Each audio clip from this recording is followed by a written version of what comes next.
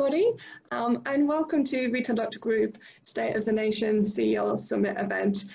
This is the fourth in the series that we have produced. We welcome everyone this morning. Just a couple of housekeeping. So if you would like to ask questions, we will be holding a Q&A session at the end. So you can submit your questions either through the Q&A function in Zoom, or during the Q&A, you can raise your hand and then you'll be able to speak and ask the panelists questions. If you've got any issues, you can type them through Q&A, or if there's any problems during the webinar, give us a shout out. My name's Anastasia. I head up the Consumer Insights Division at Retail Doctor Group. And I'm just going to give you a little bit of an overview of who we've got speaking this morning. So myself, and I'm going to welcome Brian Walker, CEO of Retail Doctor Group, in a second. We have Michael Bate, Head of Retail Assets from Colliers, Anthony Grice, CEO from Clarke Rubber, Simon Fonteyn, Managing Director of Leaseinfo, Belinda McPhee, HR Consulting from Track HR, and Joel Hummel, Chartered Accountant from Wheeler Grenfell.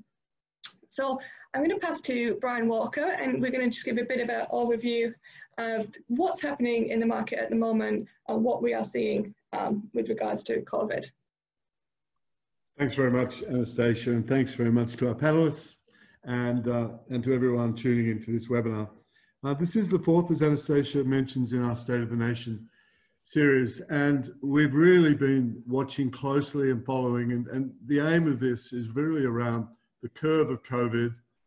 We looked very much with panelists through this journey at key steps for retailers to implement and shared learnings. And really that is still very much the ambition of this session. So firstly, appreciation to our new panelists, and we're delighted to have both Anthony and Michael with us, and thanks to Simon, Belinda and Joel.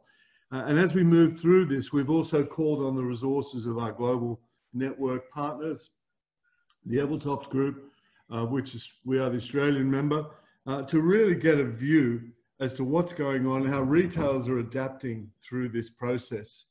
After I finish, we'll welcome Michael Bate, Head of Retail for the Assets of Colliers, who'll give a global overview and also into a wonderful survey they did on retailer sentiment and really take the asset position, the leadership position. Anthony Grice, client of ours with Clarke Rubber, really focusing on introducing the concept very much of leadership through this, key learnings, and in Anthony's case and his team, dealing with a national franchise channel, so some really good insights from that experience, and as he and his team plan for the future. Belinda, of course, will take us through an update on HR as we move through the JobKeeper, and a lot of speculation about whether that will continue and its impact on the retail industry. Simon, of course, right in the throat of what's going on in lease negotiations, and he's done a wonderful job sharing some really great insights. Joel, of course, with the tax implications for retailers, JobKeeper, JobSeeker, and so forth, and more from the tax implications. So, very briefly, global changes. If you'd tracked this particular chart over the last, well, really 8 weeks, you would see that countries coming out of lockdown will send these decks out and make them available. But as you can see, easing is starting to occur. Groups are allowed into, so as retail shops globally are starting to open up now. There are still obviously more sensitive countries than others, but you can see by this chart, we are now starting to open up. So our mind turns to how retailers open up their retail offer, how they deal with the impact of COVID, and our speakers will talk through that.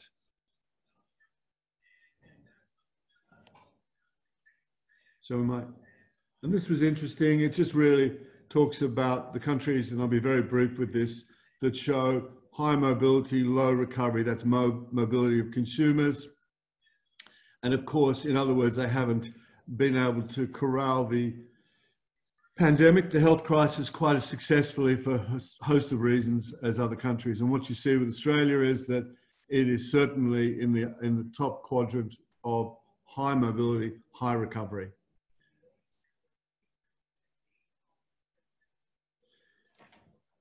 And this was a piece from our own insights team, really talking around as we went out to retailers. We just engaged a large retailer sentiment, which we'll share post this work. And what we're really seeing is that retailers are now thinking very much about their rebound strategy. And I'm sure Anthony will touch on this, but 88% of retailers have changed their operating focus for the next 12 to 18 months. So thinking very much around insights, what's our distribution and coverage, what's our store portfolio look like, what's our integrated ecosystem look like, our omni-channel, do we need as many stores, what's our optimum coverage and community model? And that was a dominant part of this research. CEOs certainly thinking that this was actually an opportunity to draw breath and recalibrate for the next phase. And we see it here. We see that when we talk about growth in physical store network, we see that very much thinking around, and when we work with our clients, thinking further about utilizing hub and spoke approach to retail modeling, dark stores for fulfillment. So thinking of retail channels as fulfillment points, thinking about coverage and community, increasing this focus allied to brand hub and spoke into brand flagships, smaller format for not just pure retail per se, but as fulfillment points. Click and collect for many retailers is well into the double-digit growth. So that also influences layout, use of space, and the way that store staff allocate. And you can see here in this survey that there is 26% or 1 in 4 of the retailers not planning to open any new stores for the foreseeable future. And 20 or so % saying, look, business as usual, stay where we are. So the point here is, around the world and domestically, we're seeing a lot of retail thinking, a lot of workshops, a lot of activity around calibration, draw breath, and refocus in. This survey, this particular piece we did is also, and all of it's taken right at the heart of the pandemic, of course, but there is a pessimism about in-store sales increasing post-COVID. So a greater focus, as we all know, on the online offer. And there is a view expressed by some that online will be the centerpiece of the retail omni-channel approach. That's not our view. Our view is the physical store done well is the human experience. However, thinking much more in this ecosystem way is crucial. Yeah. How do we use our online systems to really direct our consumers back into the stores? And how do we look at all the consumer touch points and path to purchase to really draw them to all channels? And here we see 80% of retailers expecting online sales to increase post-COVID. Well, they were going to increase anyway, albeit marginally. We certainly predicted it around 2022, it would be on average somewhere between 14 to 15% of overall retail sales. We're not a long way short of that, but some categories will be clearly much higher than that. So as we start to work increasingly with clients around building infrastructure, our partners like MindArc, we're certainly looking at questions such as platform requirements or infrastructure requirements need to be reviewed to sustain online performance. Have we got navigatable websites? Does it make sense? Is the online product range right? And so forth. And do we have the right facilities available for off-sell, upsell, cross-sell online, reducing abandonment of carts, and building much more function into speed, agility into our offer. And of course, how do we operate our stores as fulfillment? What's the confidence for the future? Well, again, taken at this point, the general view is that optimum retail store performance, particularly, could be anywhere up to 12 to 18 months away. However, it is comforting to see that the confidence of the Australian consumer too, and starting to return, we've seen a real spike in retail sales in the last few weeks. Some would call it revenge.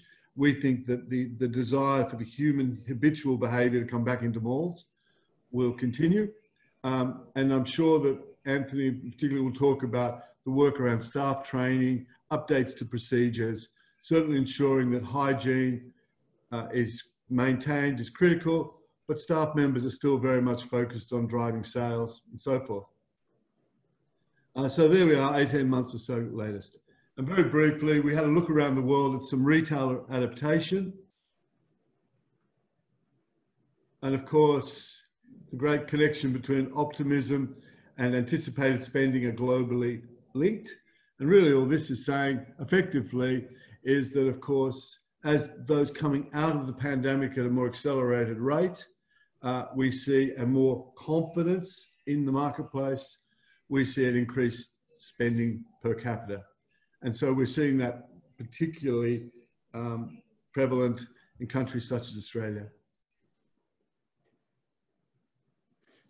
So I think what we're seeing in this one is it's very interesting to understand how is our customer behaviour going to change. One of the questions that sort of keeps popping up, are customers going to be any different? And what we can see here, this was a piece of research done by Numerator, that customers are changing stores for particular reasons such as the stock, it's out of stock of the items that I need, or it's too crowded, or closed hours when they need it. So we're seeing customers actually changing their preferred retailer due to fairly kind of quite standard items. So in particular, ensuring that the stock is in place so this doesn't drive customers to competitors during this time. The brand loyalty is obviously looking, it's going down slightly because customers are moving depending on what they are needing at the time. What that chart is that customers are walking away from retailers, even retailers of choice, if they feel the shop is too crowded and that the staff aren't taking adequate control of customer numbers in this period. And this showed us the growth in categories, purchasing categories online. And of course, what we've seen in this online growth is very much the commodity growth at extraordinary rates, groceries, household supplies, and so forth. And what's also interesting is nearly every category there is experiencing double-digit growth, and some of very low online basis. So, of course, what's also occurring is that this has educated a much broader range of people to online and being able to have product ordered from home. That represents a topic for retailers to think about around their own fulfillment offer and the way they get product both at the commodity level for those that carry it and the more high touch into the physical environment. Not surprisingly, this is from our friends, our partners in the United States, top priorities when deciding when to shop in store. Cleaning and sanitization was 31%, masks and barriers 25%, physical distancing 15%. So still highly alert consumers and customers to COVID and expecting with great expectations from their retailers of choice to be showcasing their care and concern around hygiene and practices. So how are retailers adapting and pivoting to prepare for reopening? This is from our Italian partners. This is the Italian contemporary brand Pinko. It's reopened its stores and it has launched a special concierge program. So it's all about personalizing the shopping experience and blending both physical and digital. So you can speak to your sales associate in person, by appointment, or of course, online and maintain the relationship. I talked earlier about crowd corralling, for want of a better term. This is smart security coming out of the UK. This is artificial intelligence sensors able to detect the number of shoppers in a store and display the information on a digital sign outside. I also believe that leads to being able to see it on your mobile. A similar process here from Canada. This is the safe check entryway. And there we are above the plinth of the door is number of time, basically until you're able to come into the store. This was also from our partners in the UK. This is inventory quarantine. So for fashion in particular, new technology that allows retailers to assign return stock into an automated quarantine holding pattern for a number of hours, removing items from visibility to customers both online and in-store. So thinking about the way product is touched, handled, and returned into store. Asda, and it's quite dominant UK today, Asda has begun trialling a virtual queuing system for the Asda supermarkets, where the customer joins a queue using their phone and remains in their car until it is their turn to shop. And these are all adaptations, which are interesting. And of course, Australia, we like this Mecca virtual consult. And so what they did was, with their shutdown through they still kept their in-store makeup services and appointments. They just made those appointments virtual. And were very much tailored towards customer beauty, skin, makeup, and fragrance. So they were very quick to pivot and adapt their offer. And probably that's a service they'll continue. I have to say, Bunnings have been a standout for me in terms of the way they've adapted such a large engine so quickly. This is Bunnings with their new drive and collect service. They even have valet for tradies. You don't have to enter the stores. So they're thinking about contactless retail and doing some really good work there. This is a client we've worked with over the years, King Living. They open a virtual showroom. So of course, the ability to click on the various sensor points and open up data, content, fabric choices, swatch changes for any particular item in the showroom. So again, thinking loudly. This is the Exterminator. Sounds like something from an Arnie movie. It's the UV light machine. It's a Toronto supermarket in Canada sanitizing groceries. So again, that's quite a significant adaptation. So ladies and gentlemen, in that time, I really just wanted to set the scene, introduce what was occurring around the world. Definitely lockdowns relaxing, retailers are adapting, thinking about this time of strategy and growth. And on that note, I'm delighted to welcome Michael Bate. Michael is a partner of ours very much through the Collier work. I can say he's certainly a friend. And in turn, does a wonderful job at the head of the retail assets for Colliers. So what Michael will take us through without any further ado is the landlord's perspective and the retailer perspective. So Michael, thank you very much. Thanks indeed, Brian, and thanks for the invitation. Great to join you this morning. Anastasia, we might go straight to the next slide. I think that it's fair to say that the event, this COVID event, has and will change the face of retail here in this country and globally for a long, long time to come. In fact, this is a bit of a turning point given the disruptions. You've talked about it already, Brian, the various consumer behaviours. Unfortunately, the store closures and of course the retailer, the way the retailers have reacted to this particular event. And on this next slide, you'll see that the most important thing for all retailers is all about cash flow.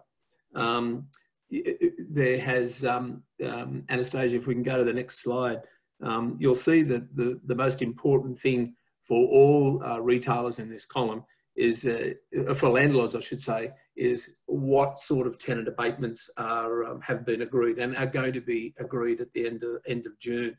The increased vacancy level as a result of tenants leaving, and of course how they're going to keep tenants with tenant retention. And there will be a period of income stabilisation. I think it's important to remember that this thing crept up on us very early in March. So March, April, May, we're about to go into June. I was at the Macquarie Centre yesterday with AMP, and there is a spike. There's a noticeable spike in retail spending over the last fortnight. I think by the end of June, people will get a good pattern of what this 4-month COVID disruption is going to mean to overall sales. And then, of course, that second column, all the different things that Brian's covered, most of them, retailers are going to have to adopt. And more importantly, it's put more pressure on retailers with increased administration. And of course, leasing demand is heavily constrained. The big one for us, of course, is unemployment. You know, where does unemployment land at the end of June, and then of course at the end of September when the stimulus package abates. I think the most important one on that are the tenants unwilling to commit, and that's because of the uncertainty that's still out there in the market, and that is a real reflection of consumer sentiment at the moment. The next slide talks about the impact on business, and I think some of these stats Brian covered off anyway. But you know, there's been a 66% reduction in turnover or cash flow. straight off the bat, and these figures are to the end of about mid-May, I should say, by the ABS. 48% of government restrictions on retail operation has meant a complete relook at the way all landlords operate their centres. 38% charge method of delivery and goods and services going online, and online has been the big winner in this over this particular period while this event's been on. But a 64% reduction in demand for goods and services has been the clear and very stark figure that astounds us all. It's as if everything's gone into hibernation for the last 3 months, and we're now coming out of that hibernation period. And most of the landlords that we look after here in Australia, and there's over across Australia and New Zealand, there's over 300 retail shopping centres in our portfolio at the moment. Not every landlord deals with it the same. There's no cookie cutter approach. Everybody has a different requirement, and therefore there's a different solution to a lot of these demands. In terms of major risks, we really these are the major risks that we've shared with most of our landlords.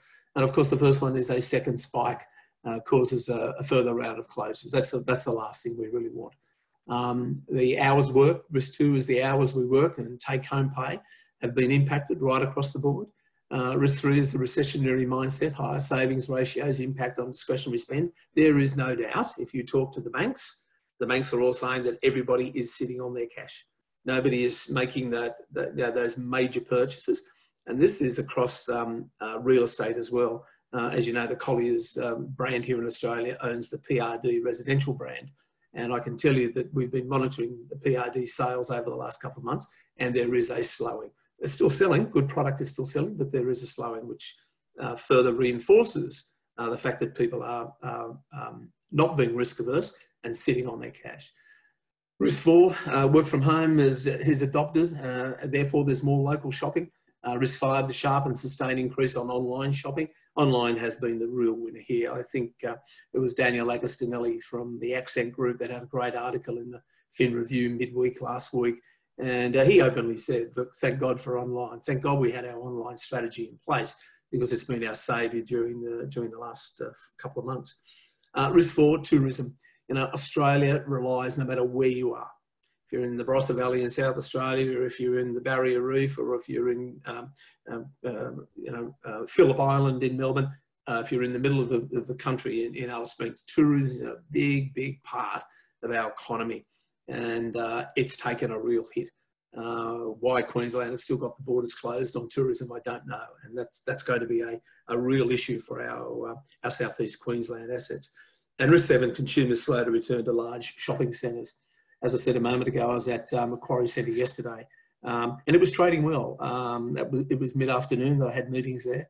It was trading well. So there has been a slow uptake of people trusting the larger shopping centres and getting back to them.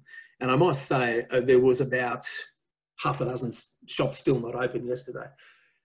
Brian mentioned that we conducted a great retail sentiment survey with our owners and a lot of our landlords in early May. I just want to share a couple of highlights with you. And on this particular slide, while it's busy, that top right-hand corner is an important graph. When will you be in the market to acquire new assets? You can see that better than 50% of people are still landlords and buyers are still sitting on their hands. On the next slide, the one that I want to highlight, Anastasia, is that bottom right. What relief have you offered the tenants throughout this period? And this was interesting, and this is direct feedback from all the landlords. Rent holidays for 3 months in the case of Woolworths. Now, Woolworths have got a portfolio of about 20 odd shopping centres here in Australia. We manage all of them. Second week of the COVID, Woolworths came out through Ralph Kember and said, we don't want rent off any specialty retailer while this is on. We'll review it on the 1st of July. They set a very high bar for a lot of landlords. Mind you, at the other end of the shopping centre that they own, there was panic buying, so they were getting it at the other end. Rent holidays for 6 months or less. There's been a small reaction to that. But I think the big winner and the trend has been a mix of rent holiday and deferral. There are a lot of landlords that have sat down on a one-on-one basis with their retailers, had a look at their P&Ls, had a look at their business case and said, well, you know what, we've got a good case, let's defer any sort of rent. Let's add 6 months to the current term, and let's amortize it over the 6 months. Let's look after you. And that has been the big winner for a lot of the landlords that we represent. Look, lease holiday with a rent extension, as I said, with a lease extension, negotiating a new lease with an incentive up front. There's been a few of those, and rental referral has been also the winner. The one that's not on there, it mainly came into other, is straight percentage deals. So there's been a lot of landlords, the Cohen Group, for example, in South Australia, went to most of the fashion retailers and said, look, if you want to trade during this period, let's do a percentage deal. Let's operate on a 12% off cost. So whatever your turnover, we'll take 12% of rent during the 4 month period. The next slide, again, it's all about asset value. So a lot of the fund managers and asset managers are really worried about what changes in value there's going to be to their assets. And again, that top right-hand corner shows clearly that there's a decrease coming in the majority of retail assets. And it's fair to say that the larger the asset, the greater the decrease. The smaller the asset, the less the decrease. So the neighbourhoods and convenient shopping centres and some of the sub-regionals in this particular event have traded very well and kept their value very, very well. The next stage is, just very quickly, because I'm conscious of time, is the rebounding phase. And this is something that we're sharing with our landlords and our asset managers and centre managers are sharing with the retailers. But, you know, there is rapid change. Top of the screen, rapid change means that, you know, people are now trading according to what they need to, dealing with shop closures and also hygiene and safety. Of course, the retail categories that have fared well, of course, have been large format retail and the supermarket convenience. Minimise human contact. Again, I was using the Macquarie Centre visitation yesterday. Sanitisers everywhere. A real high presence and everybody in fluoro of cleaners, absolutely everywhere. And of course, minimal distancing in all the cafes and what have you.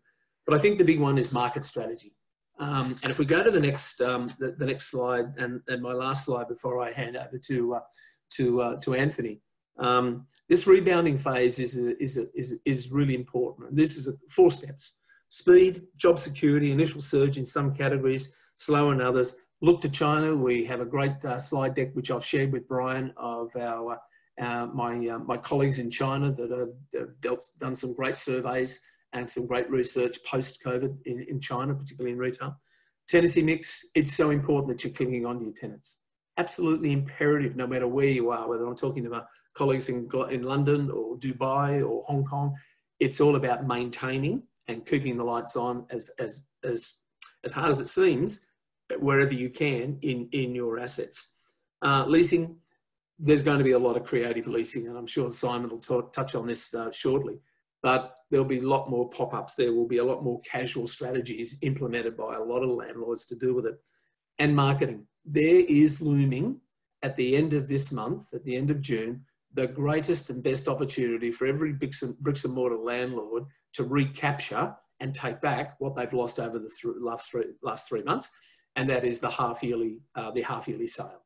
You know, we have a couple of highlights throughout the year, a couple of great sale periods out of the year. The 2 big ones are the half-yearly clearance and the post-Christmas.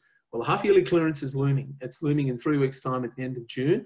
And if any landlord is worth his salt, he should be throwing everything at it to make sure that this year's half-yearly clearance is the best ever. Okay? I hope that's given you a bit of an insight into what we're up to. And good morning, Anthony. Thank you very much, Michael. Greatly appreciated and a great summary. And to introduce Anthony, if I may, Anthony is a friend of ours, of course, and also a friend of our business. He is a true retailer and has been a client. We've worked together on insight strategy and implementation work for him and his team. Anthony was voted within the top 30 franchise executives in Australia in the last year. just a great leader, and you'll see this come through. And today, Anthony will take us through the lessons learned, the view on the future, a bit of the state of the nation around retail, and also very much, and I'm particularly interested in leadership in these periods. So Anthony, without any further ado. What an intro. Thank you. And good morning, everyone. I'm delighted to be here today to share with you a little bit of an update, certainly on Clarke Rubber. I know most of you would know our brand. You might not necessarily know what we sell in our stores. So I'll share with you a little bit of an update in that respect. But I think I really want to talk to everyone just, I think, about COVID-19 and how we've coped through this very precarious situation that we're in. So I might start off by sharing with everyone a little bit of an overview of Clarke Rubber. So Clarke Rubber, we're a franchise group. We've got 60 stores around Australia. We've been in operation for 70 plus years, and we're very much a destination specialising in the retailing of pool products, foam products and rubber. So a really eclectic mix of product under the one roof. We have a mixture of both retail business and service business. So if you think of the pool business, we not only retail pool products in our stores, so that's everything from pumps, filters, chlorinators, pool chemicals, but we also have a service division.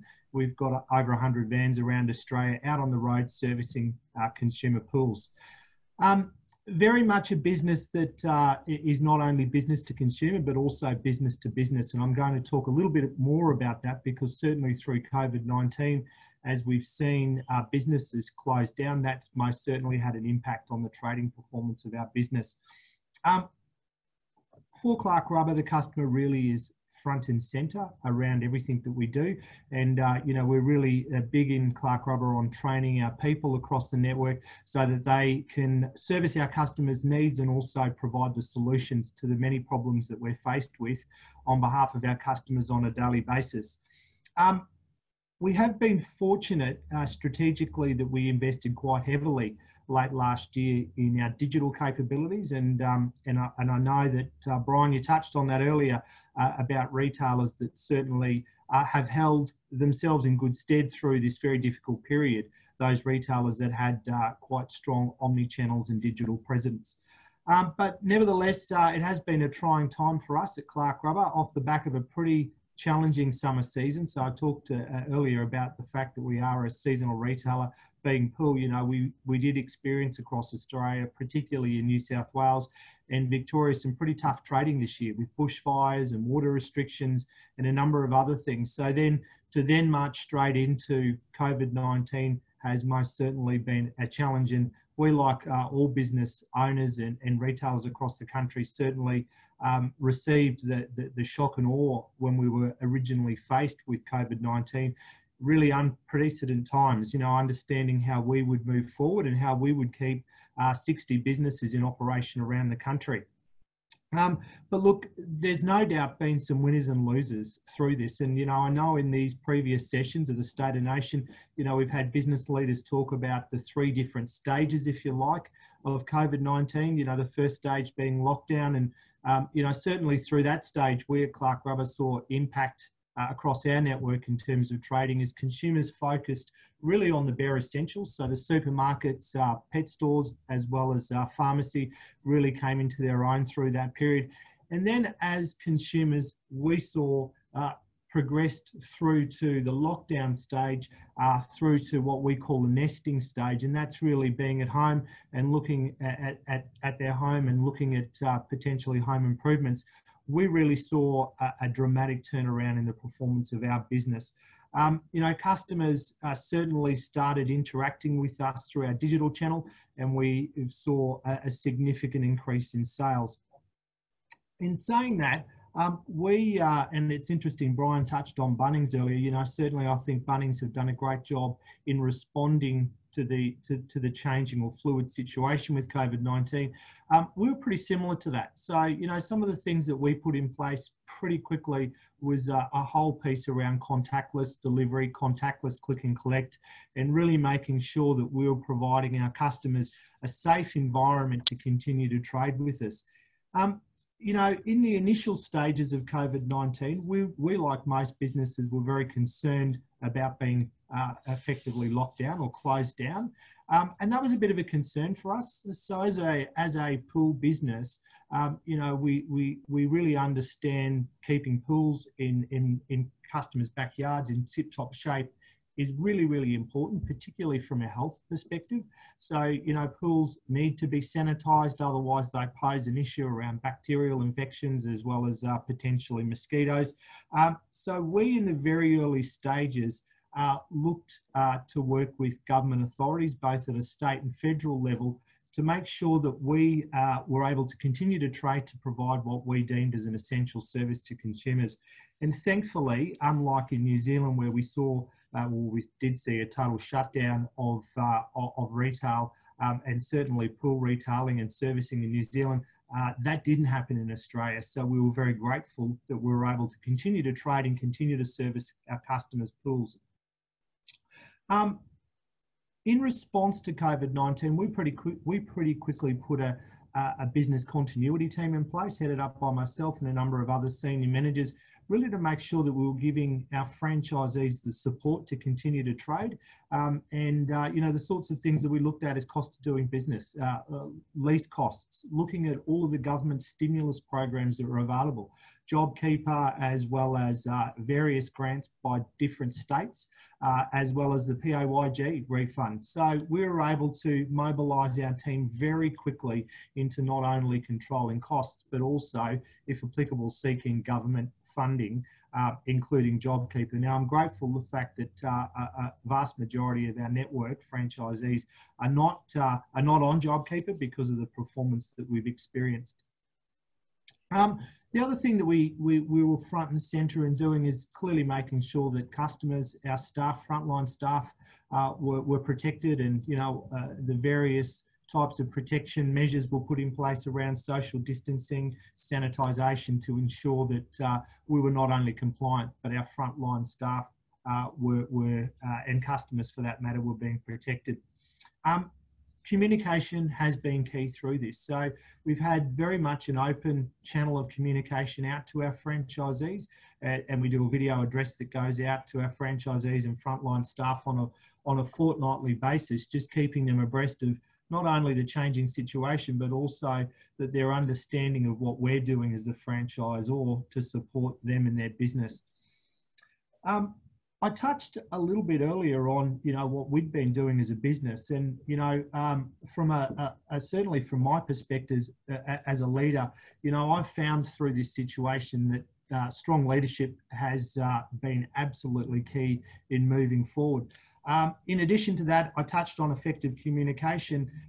The other thing that I've relied as a business leader on is certainly working in conjunction with other business leaders. So we're very much connected with business leaders right across the pool industry, but I've also found sessions such as the State of Nation address that we're on right now as being incredibly informative to stay ahead of a very changing marketplace. Now, looking forward, you know, I use the term cautiously optimistic in our forward view. And we've certainly undertaken late last year a big body of work with the Retail Doctor on consumer insights.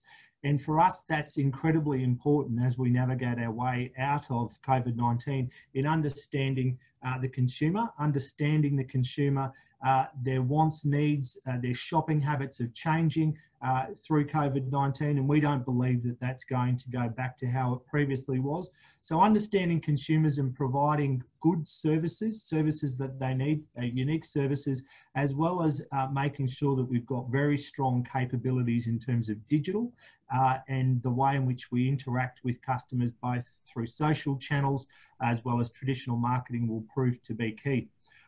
The other thing that we've been focused on is also looking at growth opportunities. So what we find through, or what we find in the franchising industry, is that through volatile economic situations such as what we've experienced with COVID-19, or previously what was experienced with the GFC, we see that there's a real opportunity for growth as people across the country are looking potentially for a career change. looking for moving out of their current role if they've been made redundant or unemployed and looking to get into their own business. So we see that there's an opportunity for us to grow as a network and to see more people jump on board and strengthen our brand. And to that effect, you know, we're rolling out a brand new division, which had been slated prior to COVID-19, but certainly I think will come into its own, and that is we're strengthening our pool service business with standalone vans. Last but not least, the other thing that we're focused on is continuing to invest in the business, you know, front and centre. So, you know, our outlook for F21 is conservative, but we will continue to invest in the business, not only IT infrastructure, in store design, but equally as important, investing in our people. So, you know, our focus through COVID-19 to date is to keep our 60 stores across the country trading, to keep our customers served, and to keep our 500 plus staff employed. And I'm cautiously optimistic for the outlook, but I'm satisfied with the progress the business has made to date. Thank you very much, Anthony. That was a great session. And a couple of key takeouts for me. One, of course, is this piece, and I know you do this so well, is transparency to your people, the videos, to the teams, getting out amongst the stores, talking to your team leaders is such a crucial part of this, because if people go missing in this phase, it's particularly difficult to get it back. The second thing, very clearly, invest, grow, and I think, as you said, you've experienced some particularly good trading through this period. And I think it's keeping the foot on the accelerator. So thanks, Anthony. Look forward to Q&A with you. We'll welcome Simon. Thanks, Anthony. Just a quick reminder to all of our participants, if you do have any questions, you can put them into the Q&A during the session, and we'll ask them towards the end to all of our panelists. Okay, we'll welcome Simon Fonteyn, CEO, Leaseinfo. And thank you, Simon. Good morning, everyone. Hope you're well. Thank you for the opportunity again. Some great presentations there this morning. Particularly interested in Michael's. Obviously, he's looking at it from the landlord's point of view. It's very, very interesting insights from Anthony and also from Brian. Can everyone see my screen? Yeah, okay, good. So basically today we're going to give you an update on the breakdown of the legislation by state. We're going to look briefly at some recovery trends. And lastly, we're going to do a worked example of our model repay rent. And this is where we're getting a lot of confusion about different types of deals available. And Michael already touched on that in his presentation. We're going to actually do some worked examples. Tony, who's our senior valuer, is going to take you through some actual live examples on Excel. So I will start with the legislation. So unfortunately, then there's some very confusing news coming out of each state. Each state has now published their legislation around COVID-19. And unfortunately, each state has different dates, different tests, and some of them have different repayment methods. And this is causing all sorts of confusion out there for the larger groups that have to navigate Australia-wide. So what I'll do is I'll just quickly explain what's happened by each state. So in New South Wales, the pandemic period definition start date is on your screen. There is no definition in any state of what a reasonable recovery period is, with the exception possibly of ACT. So this is again an area of confusion. Because the national code talks about a reasonable recovery period, but none of the states have actually defined it. So people are very confused about that situation. There is another element of confusion So in New South Wales, they have the test of the JobKeeper. Franchisees and franchisors are getting very confused about whether they're in or out by each state. So in New South Wales, there is no test at the franchisor-held lease level.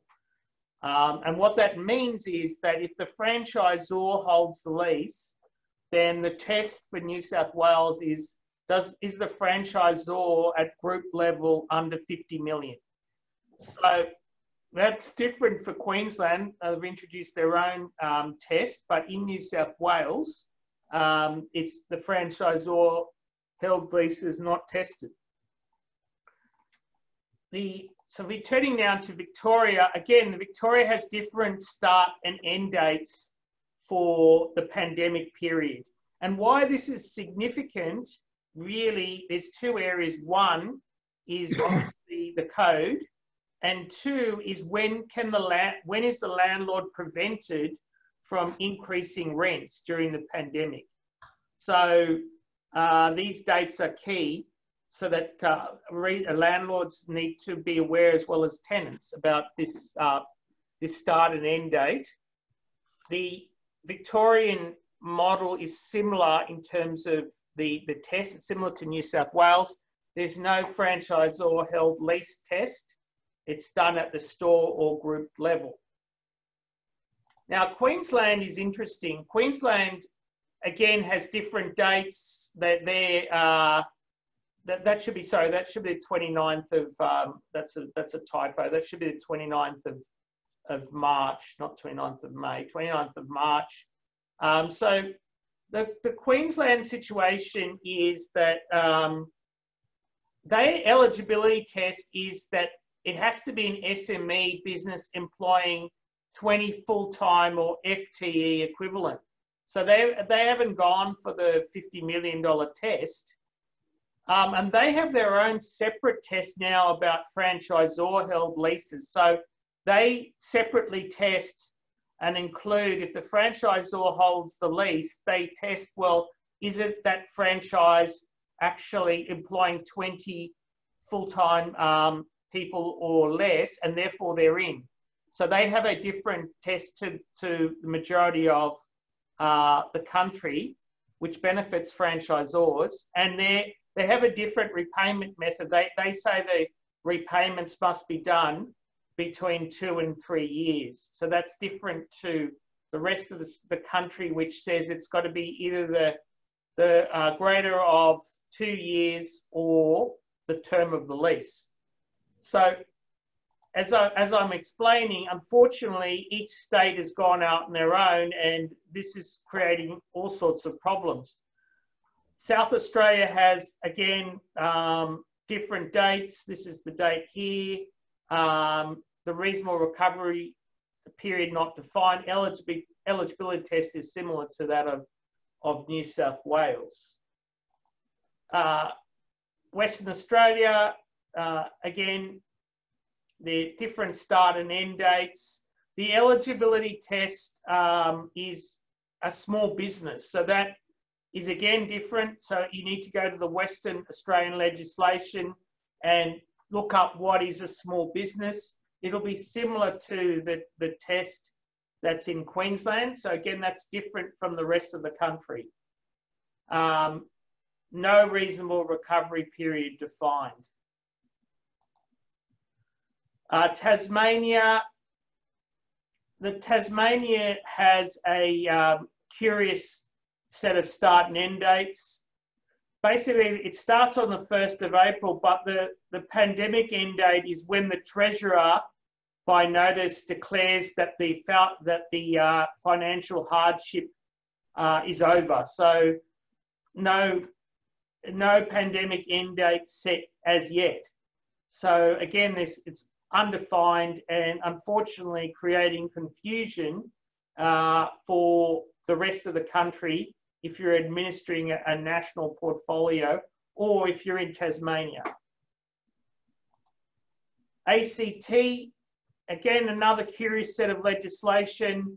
No definition of, there's a definition of when the Emergency Act came in, and the pandemic end date is when the government declares the COVID emergency ends, and it can extend it by 3 months, which may be sort of construed as a reasonable recovery period, but again, not clear.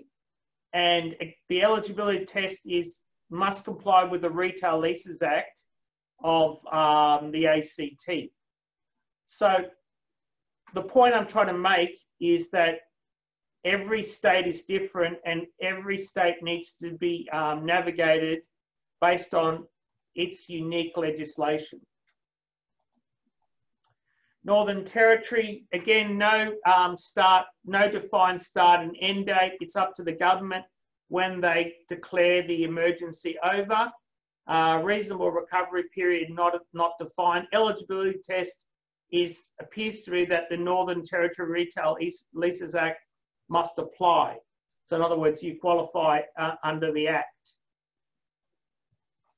So that is the wrap up of the states in a very sort of quick roundabout sort of way. I'm sure there'll be lots of questions about that, and happy to answer. I'm going to now hand over to Tony, who's going to take you through some examples of different scenarios that we're seeing in terms of negotiating the code. Michael talked about a few of these as well. So we're going to just actually model them, because we've created a model called Repay Rent, which does the calculations for you. So I'm going to hand over to Tony, who will take you through it now. So over to you, Tony. Thank you, Simon. Hello, everyone. As Simon said, the different codes created by this commercial code from the government, there's a lot of confusion around pandemic period, repayment period, waiver period, deferment. It makes things very complicated. So what we've done, give me a sec, let me just share the screen. You need to move that one to screen one. So what we've done is create a model that makes it easy for everyone just to put in your information. And the model calculates what rent you need to pay and repay for you. Let me just sort this out.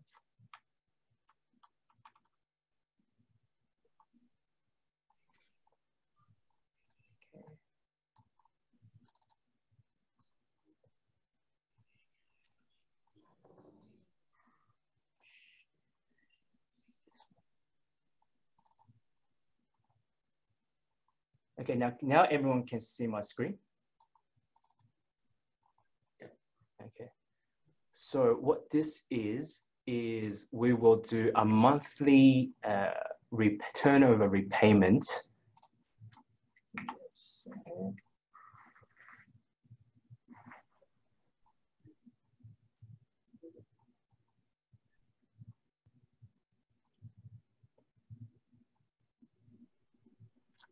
Okay, so this is a real life example of a lease in Kincumber Village.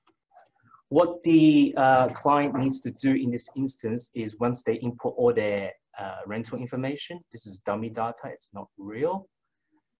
Once you fill out your own pandemic assumptions, which, like Simon said, varies from state to state, what we did is we assumed the pandemic period is going to be 6 months.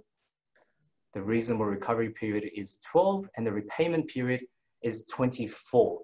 So what this means is that you cannot start repaying the rent until 18 months later, which is all done in the repayment period. And the repayment period is the greater of 24 months or the remainder of the lease. What we can do here, once you fill out, just to save everyone time, this is already done. 12. Yes. Okay. And every tenant will be different. For example, we'll say, okay, the first month in May, we expect turnover to be about 50,000. Yep, and it's reduced 50% due to the pandemic. In June, it might be reduced, it might be 60,000 and it's only reduced by 30%. Once you fill those data in, you say, we assume all 50% of the reduced turnover will be waived. But in June, only 50% will be waived and 50% will be deferred. Fill in your assumptions, your parameters, and click recalculate. Yes. And that will do your entire portfolio, entire lease, the remainder of the lease for you, separating into pandemic, reasonable recovery, still thinking, and repayment.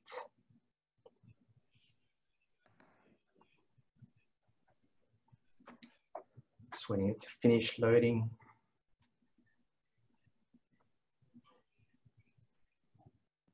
Okay. So as you can see, let's move this here. As you can see, calculates, there's a lot of fields here, but all you need to worry about is the blue columns.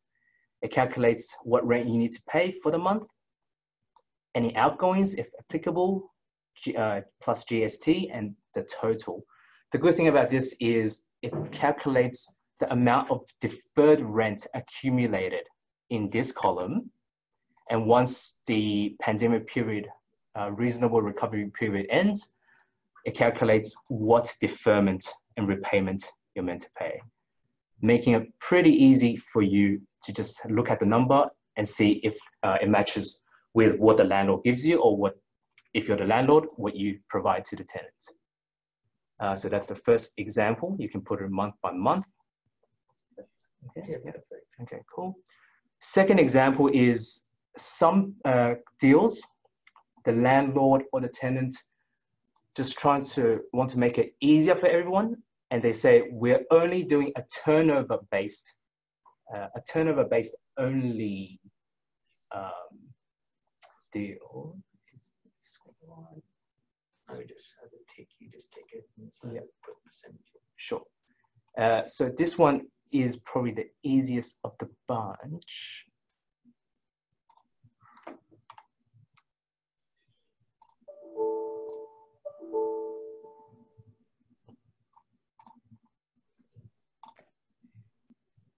Tony, we're struggling to actually see kind of the changes that you're making on the screen too much. So it might be easier as well, because we are running out of time a little bit, if you can just maybe talk us through kind of what it would do. Just explain it. So yeah, sure. Yeah, so if you can see on this screen, once you tick this button, it means all it does is work out the rent based on the turnover you are paying. So if you're paying 100, if your turnover is 100,000 and your percentage rent is 10%, the model will work out that it's going to be $10,000 per month. There will be no waiver and no deferment. As the model goes more advanced, we can include outgoings to be waived, we can include promotion to be waived, or we can include all three: rent, outgoings, and promotion levy. So that's the gist of the extension as well. So Tony and Simon, thank you. So retailers or any audience members can come to you directly at Leaseinfo to avail themselves of this this work? Yeah, that's correct. We'll give you a full rundown, the details of how to enter all this data so they can calculate it themselves. All right, great. And to Anastasia's point, we might move through to the next, if we may.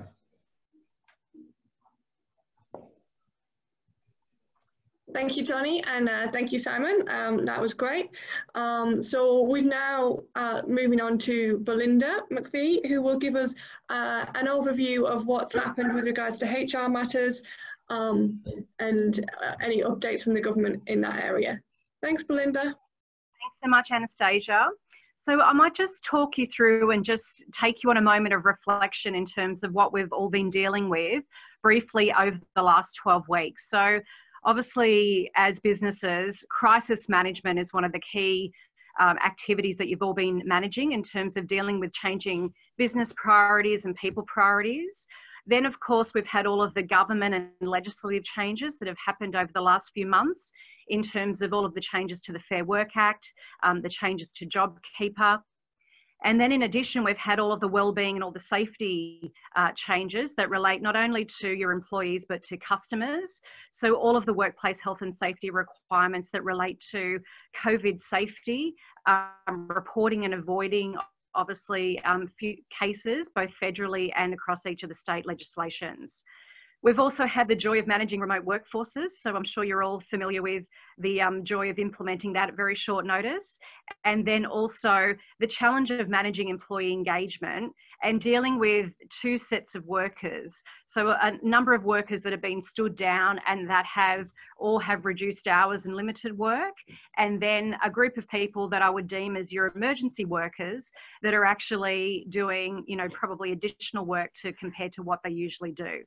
So it's been quite interesting to reflect on the last 12 weeks to think about all of those people changes that we've all experienced.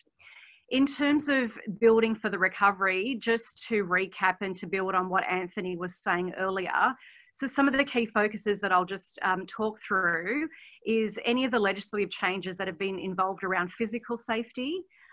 Also, I'll touch at the end around psychological safety and wellbeing. I thought it's also worth noting around using this time to consider making some organisational design and structural changes. So a number of my clients are looking at their business model, as Michael mentioned before, using this as an opportunity to reset the business model. And naturally that has implications in terms of how you manage your people and how you manage that your workforce.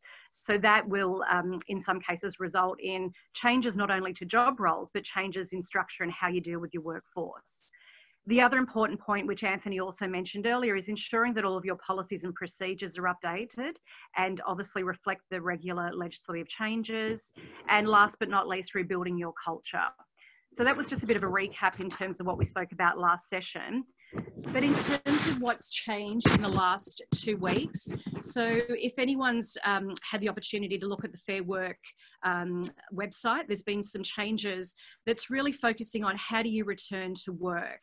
So these changes were released on Friday through Fair Work Australia, and it really talks about giving you some transition tips around returning to the workplace, how you actually prepare your team members to return both to an office, store and warehouse environment. So giving you all of the key tips and tools that you need to follow.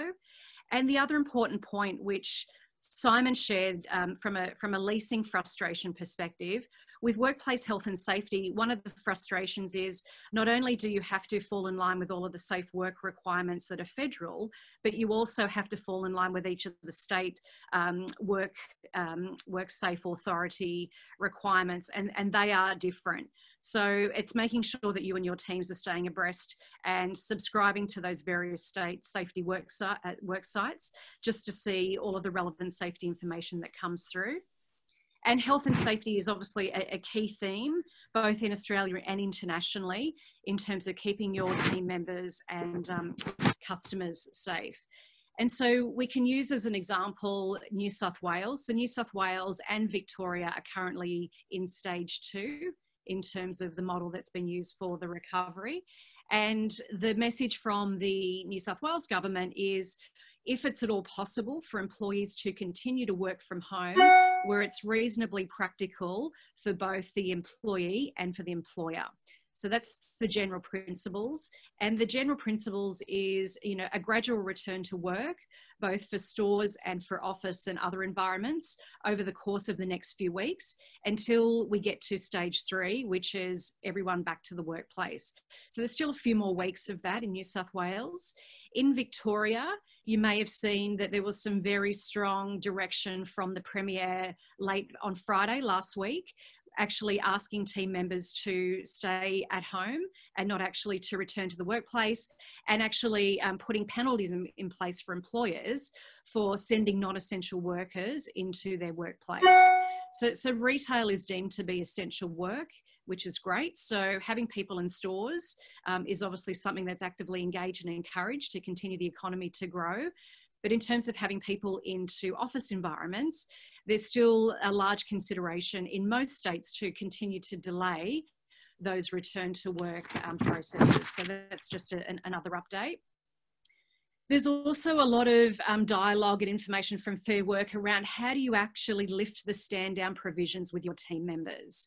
So there's some key requirements around the whole notion of what's called the spirit of consultation and the spirit of having open dialogue with your team members to get team members to return to work for those retailers that have still had some of their staff members stood down and are about to bring them back to work.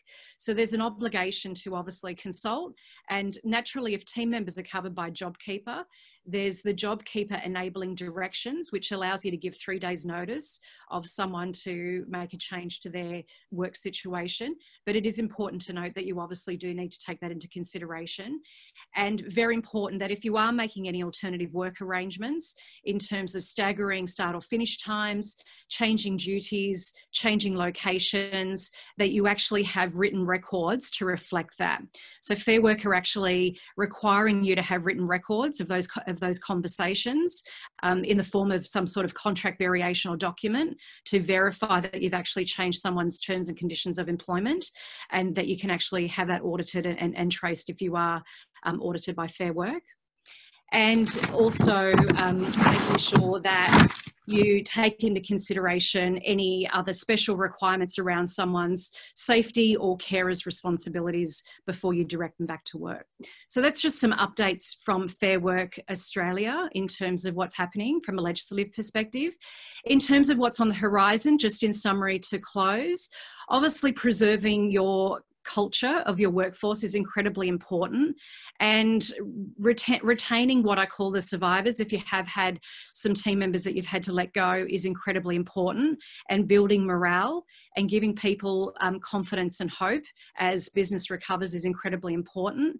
Certainly something that I've noticed with some of my clients, having a LinkedIn recruiter license gives you access to see where people are at in terms of their employment status. And there are a lot of people who are gainfully employed and deemed to be, I guess, talent that is, you know, trusted and someone who you want to retain in the business, are actually actively looking for work. So there's a whole group of people that have lost their jobs that are actively looking for work, but there's a lot of people that are still in the workplace in various roles that are staying put for the time being, but they've mentally left, and they're looking for an opportunity as the recovery continues to actually find another job. So making sure that you're putting consideration as to how you preserve and build your culture during this time is incredibly important. And to Anthony's point, good leadership is the key to that, having open and transparent communication. Some of my other clients have asked me, what do we do with things like performance appraisals? What do we do with things like salary reviews, planning for, you know, bonus and commission structures coming into the new financial year? There's a whole host of best practice and methodology and consideration around all of that, which is obviously dependent on the environment that you're in. But some of those recommendations are around deferring some of those processes to wait and see how business plays out. Some of those considerations around obviously amending some of those schemes and processes to respond to COVID, so not being so prescriptive. But there's a whole host of, again, different recommendations, which would naturally, in terms of how you apply those, would be determined on your specific business circumstances. So just in closing, the key people requirements from a leadership perspective is around, you know, communicating, being very consistent and transparent in terms of how you're communicating to your team members, not losing the focus on well-being, and making sure that people's mental and physical well-being is in check to help people being engaged and obviously help them through the recovery. So that's all from me in summary. So thanks, Anastasia. Thanks, Belinda. That was fantastic. If anyone does have any questions for Belinda, if you want to shoot them through to the Q&A, we will answer the questions at the end. Wonderful. And we welcome Joel Hummel, who will give us a quick update on any global incentives that have changed since we last spoke. Thanks, Anastasia. So I'm just going to quickly run recap on where we're up to on the stimulus measures, the pay-as-you-go withholding offset, which is your cash flow boost for employers, your JobKeeper payments, and a quick reminder about the instant asset write-off. So we note some of the state-based stimulus has already run its course. So applications for new equipment grant in Queensland ceased on the 23rd of May apparently, and likewise applications for the New South Wales $10,000 grant closed on the 1st of June. But what's still going on is the cash flow boost. It remains in place. And just to recap, that's where the government automatically credits eligible businesses with their pay-as-you-go withholding. That is, the tax officers crediting the tax withheld on staff wages from March through to September on lodgement of activity statements. So many of you should have seen the effect of this measure on reduced BAS payments already. The pay-as-you-go withholding offset, of course, is capped at $50,000 on activity statements up to 30th of June, and then $50,000 on activity statements between July and September 2020. That's available to businesses with a turnover under 50 mil. Now, the tax office on their website, on slide 3 there, they've stated that you don't get your pay-as-you-go withholding offset unless you have lodged your 2019 income tax return or lodged an activity statement before the 12th of March 2020. So for new businesses that started this year, you need to show sales on a BAS for a period prior to the 12th of March 2020. And that means if you were a quarterly GST lodger and you commenced business in January or February, as your first BAS is not due until the 28th of April, the ATO is going to exclude you from this. We tested this yesterday and the ATO is sticking to their guns, unfortunately. Even for older businesses, if you haven't lodged your tax return, maybe because it's not even due yet, in some instances, the boost is not automatically coming through. So this is more like a systems error and the ATO needs to be chased to correct the oversight. So on slide 4, you need to check you've received your cash flow boost. So go to the business portal or get your tax agent to double check it. If there's no boost there, then email the tax office and request they review it at the following email address just written there. Be careful not to be involved in any schemes to artificially create entitlements to the cash flow boost. So the tax office has published 2 guidance pages on arrangements they consider to be fraudulent. So make sure you play it with a straight bat. Yet, like the cash flow boost, the JobKeeper still is pumping along.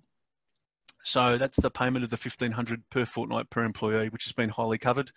So the tax office also has released a practical compliance guideline on where they set out instances where they believe businesses have entered into schemes to get the JobKeeper payment. So just be careful not to be involved in anything untoward with any government stimulus, because the tax office is, going to move, they want us to believe, from an implementation of the program to reviewing the recipients. Now, important actions to be taken currently to continue receiving the JobKeeper. So you need to complete your monthly business declaration for the JobKeeper payment. That's the monthly form confirming the May turnover and the estimated June turnover. It needs to be lodged by the 14th of June 2020, and it needs to be completed before your JobKeeper for May is received in June, in the next week or 2. So for those businesses, so for those businesses paying staff fortnightly, you need to continue to ensure each staff member is paid $1,500 gross per fortnight. For those businesses paying staff monthly, you need to ensure you have paid each staff member $3,000 gross for the month of June. That's to receive your June JobKeeper, which will be paid in July. So you need to keep those payments up. The idea remains that the employer must pay the JobKeeper first and then get reimbursed by the government. Just on slide 6 there, yes, in the business monthly declaration, you have to report your turnover, both actual for the past month and for the projected month. If you pass March or April, you are eligible for the JobKeeper payments while the scheme lasts in its current form.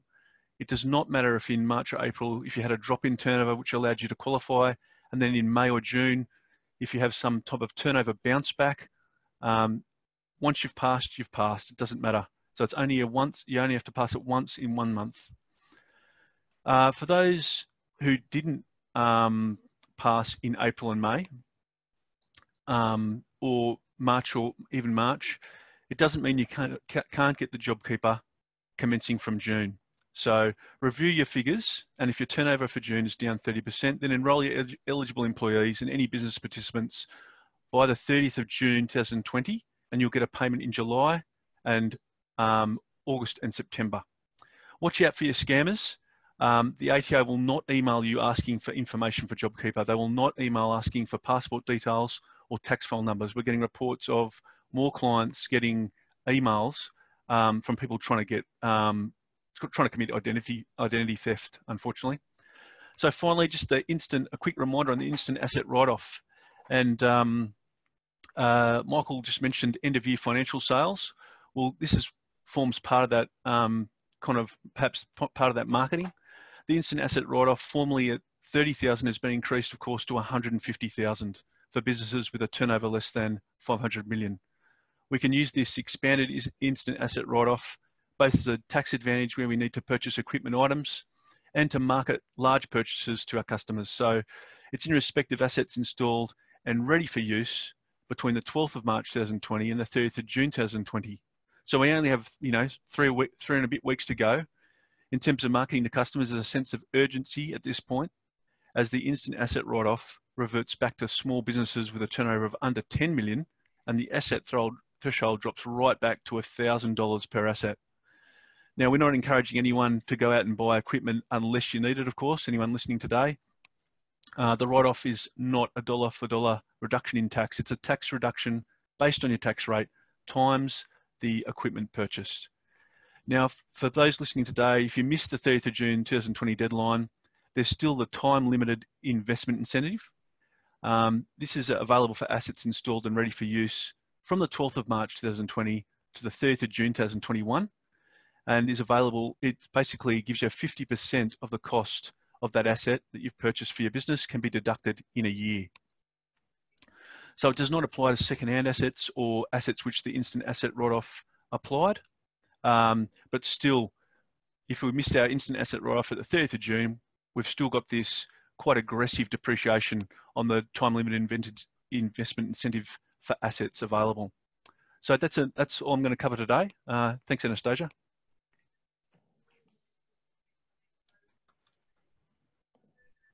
Thanks very much, Joel. If I could just ask one question, if you're there. Yes. Joel, retailers are looking at this JobKeeper, and there's some anecdotal speculation that the government may well continue it in some form. Are you hearing anything in your profession that has credence? Not really. Certainly nothing. It looked like there was some momentum building for it to be pulled back until that issue around the budgetary figures being overstated with Treasury. Mm-hmm. And then since then, there's been this reaffirmed commitment. That's the feeling I'm getting, to see it right through to at least September. Okay. So as planned. Fingers crossed. Absolutely. Thank you. Over to you, Anastasia.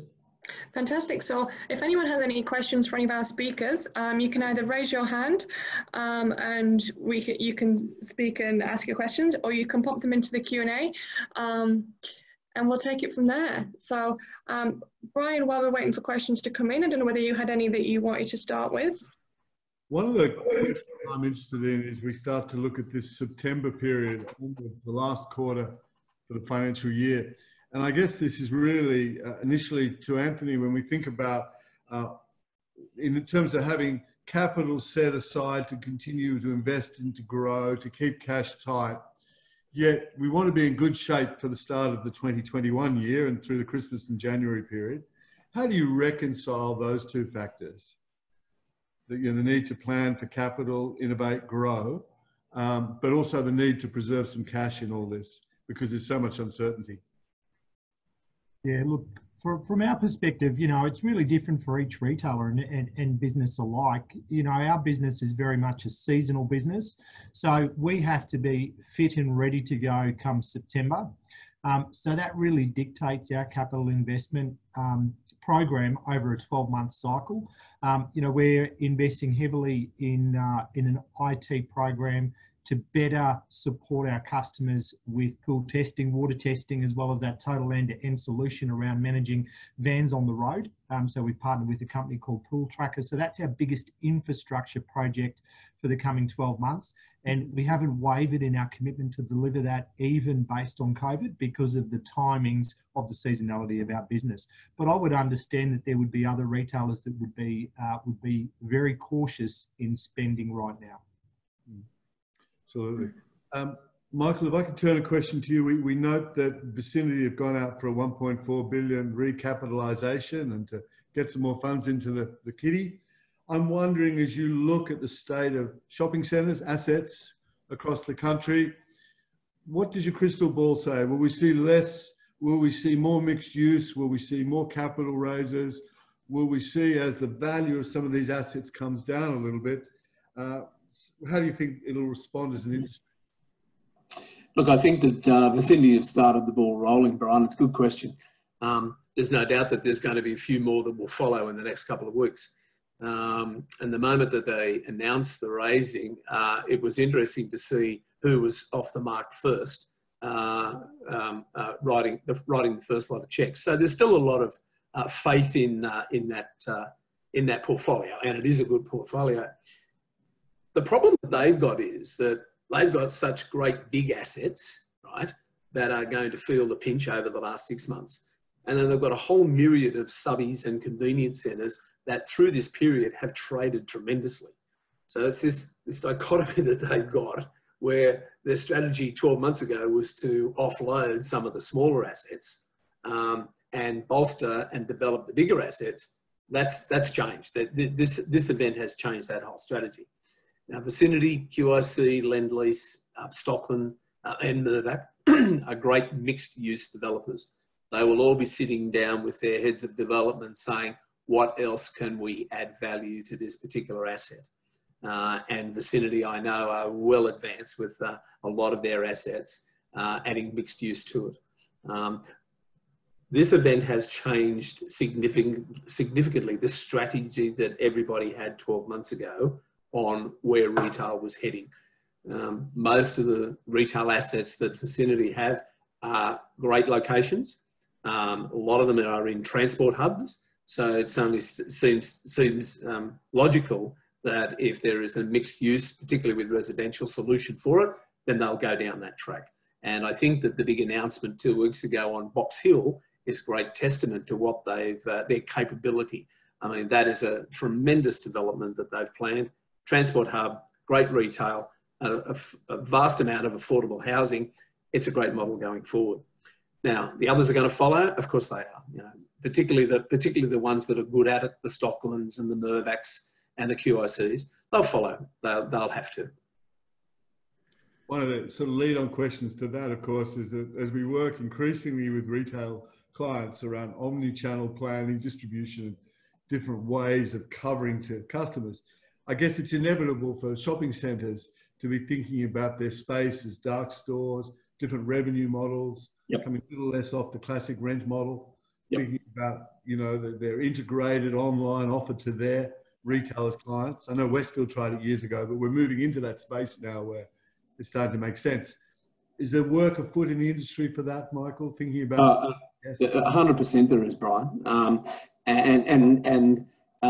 Whilst a couple of them have been doing it for some time, the Stocklands and the Mirvacs were some very successful mixed-use developments in Victoria. The best example is Taronga.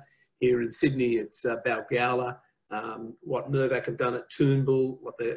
There are really good examples around the capital cities on these mixed-use plays and how successful they are. They'll all head down that track. Every one of them. Now, the only ones that won't will be those that are confined by space. And most of those are the convenience centres. You know, my local here on the North Shore at Davidson is Glenrose. They would love to have residential. There's no land. Right? Now the bigger assets, particularly those in transport hubs on transport spines, they're going to be the real winners. Now, I want to add one more thing. There's no doubt that anybody that had a development pipeline has slowed it all down.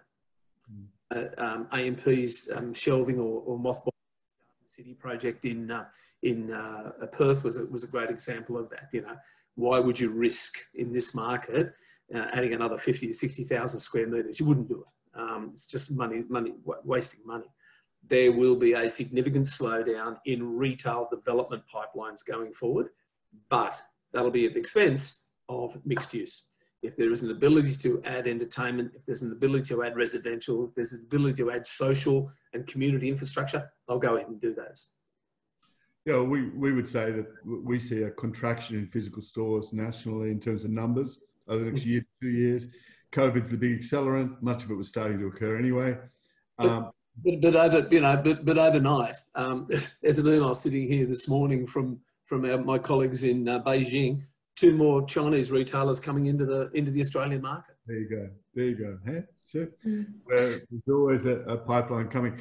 Thank you, Michael. Anastasia, I noticed there's some questions in Q&A. Yeah, there's a few questions here. So the first one for Belinda, how can a fortnight start date be split for maternity leave, return to work for JobKeeper? Thanks, Anastasia. So if the person meets the maternity leave return criteria, being they're employed after the 1st of March, and they're not double dipping for paid parental leave through the government. And Joel, please jump in here. My understanding is as long as they're paid within the fortnightly period, even if it's part payment for their return to work from parental leave, they're still eligible for JobKeeper.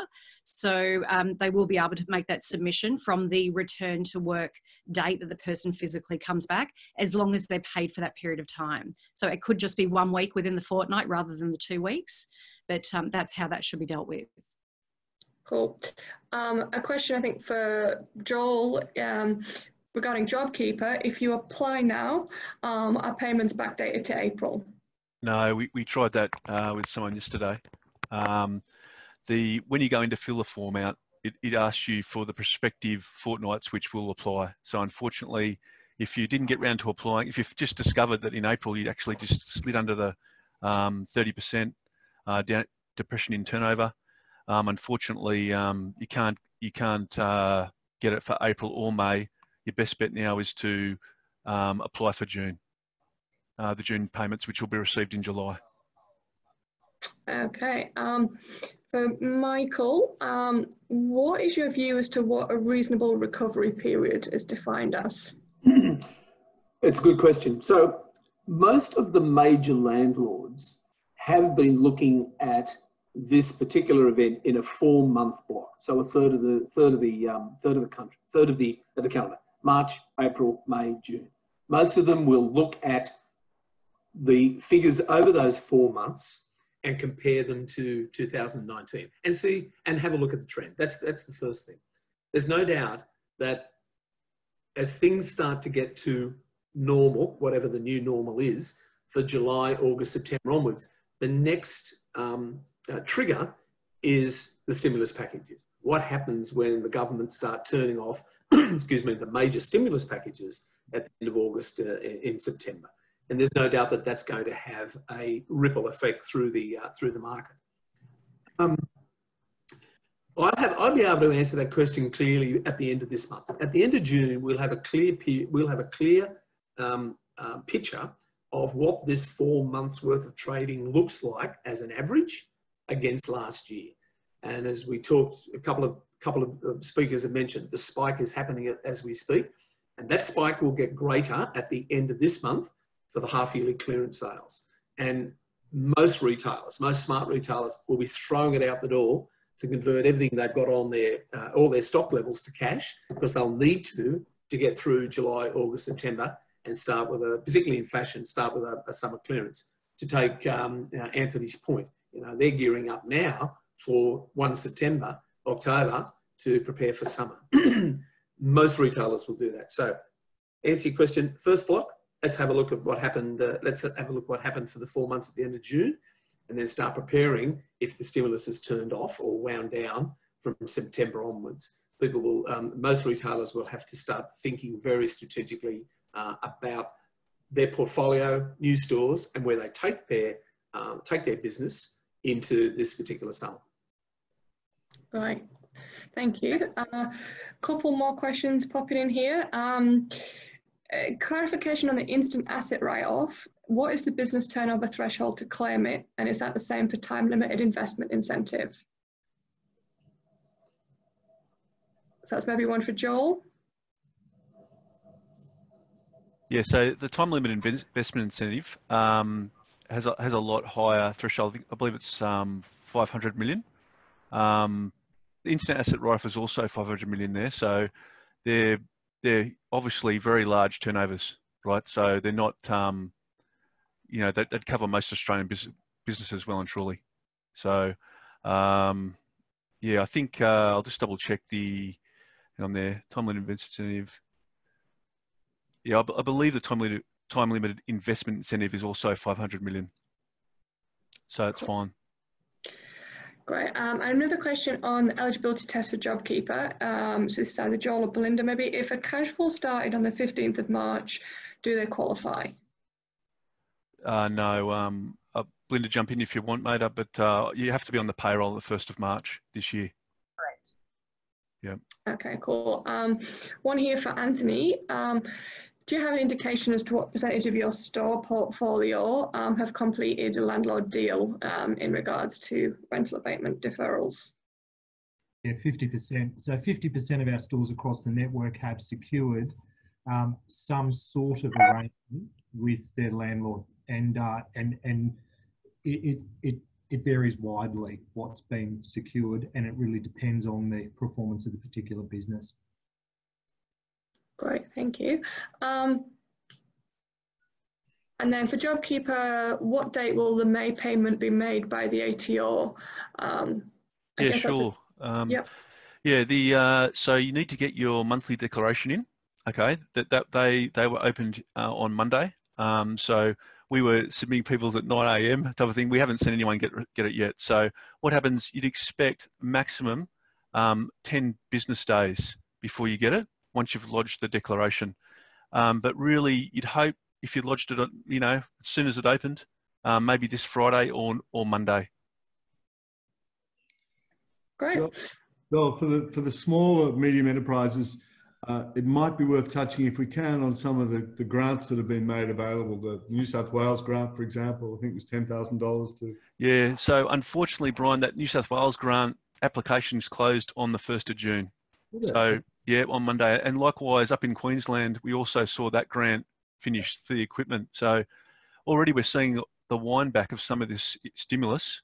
But the main gun's still going, the cash flow boost and the JobKeeper. Thank you. Great. Any further questions? Or Brian, got any more for our panelists? Well, in sort of wrapping up, I think some of the key messages, and Belinda, I'm interested in your views here, particularly around our people. Very conscious of people leaving the industry as a consequence of this COVID, and what steps retailers and leaders can be taking to keep people invested, particularly staff that are on reduced hours and so forth. What are some of the ways you're seeing some successful clients keep those employees that are valuable, but perhaps have less time in the business for a while? Yeah, no, it's a good question, Brian. I think, as I mentioned before, that whole notion of regular engagement and communication.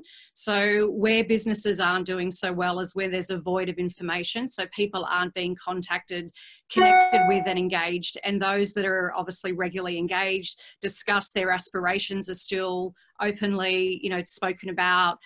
You know, it's not business as usual, but certainly they haven't been forgotten. That's definitely gone a long way. So people understand that times are busy, businesses are in crisis, leaders are busy, and they don't have necessarily the time. But those that are taking a small amount of time to connect and engage are having much greater success in holding on to their talent, and people being more tolerant and patient to, you know, see through the next few months. And one, it's a great comment. Thank you. One last comment, if I may, putting on the implementation hat. We're looking at a lot of data showing average sales getting more variable, items per sale getting more variable. And so it really, I guess this is for Anthony as a leader, keeping that really tight focus on that actual average sale transaction, the skills of service, all those aspects that isn't so much at the strategy level, but really at the deep down operational level. That's a pretty key focus of your team, isn't it? Oh, Brian and team, there's no question to that. So we measure things like ATVs, we measure traffic to our stores, conversion of that traffic. And what we've seen through each stage of COVID-19 is certainly a more qualified customer coming to house. So our traffic in the initial stages were down, but conversion and ATV were up. So, you know, it goes without saying, the customers that wanted to browse went to our online stores. Customers going with a purpose still shopped in our stores. We've actually seen quite a sizable shift in our business to that, certainly in the last 5 weeks, and that is traffic to stores. So physical stores well up, but thankfully our team's doing a fabulous job in maintaining, you know, ATVs and conversion rates. Yeah, and I think what Anthony's neatly done there is paraphrased that it's super important that we're very focused as retailers on the detail of retail, and that if we can drive value out of each customer, that's exactly what we should be doing, no matter how they choose to shop with us. There's one other question that I've noticed, Anastasia, before we wind up. Yeah, I think it's all right. We've covered all of them, so we're good. I think that we had one, just a very brief one that came in about, anyone see any advantages for Australian manufacturing in the future in connection to rebates, incentives, or perhaps landlords? So it's probably quite an open question there. I might take that and pass that through to Anthony in respect of the sentiment around buying local versus tariffs and the certain degree of uncertainty around buying out of China at the moment. Look, there's no question that we're concerned with our continued procurement of goods out of China. We've seen a number of concerning events in recent times, so instability with supply. You know, there's also the ongoing alleged manipulation of currency that we're seeing RMB certainly versus the US dollar. And so that provides or puts forward a fair bit of volatility. So, you know, thankfully with Clarke Rubber, a good proportion of our goods are procured locally, so manufactured here in Australia. And, you know, I'm a huge supporter in seeing that increase. But there's just products, particularly in the rubber space, that can't be procured locally. So we're looking to divest out of China and particularly, you know, move supply into other countries such as Malaysia or Thailand, or even through to India. That's a great point. And we will investigate this supply chain strategy in future sessions to come, without a doubt. It's very topical. Great. So I think we're just looking at the time. We have kind of overrun a little bit there. So thank you everyone that has stayed right through till the end, because I know we've kind of gone on a bit longer than expected. As Brian will say, thank you to all of our panelists, some valuable information today. We will share the slides and we will also share a recording of the presentation for anyone that wants to watch Key Bits again or to share with team members that maybe missed it. We also have scheduled a specific State of the Nation where we focus on digital, so moving digital transformation online for the 17th of June. So I'll email everyone today with links to download and also links to register for the future event. Any further questions? I'm sure the panelists are happy for you to contact them via LinkedIn or via their emails. And fantastic, thank you guys. I'm always, just in summary, thank you Anastasia, I'm always struck by the camaraderie of our colleagues, and you're working so well for the common good, not just of the broader business, but the broader sector in the community. So once again, hugely appreciate it. If we're helping retailers out there, and I believe we are, please each take a bow. Thank you very much. Thanks, guys. Bye. Bye now.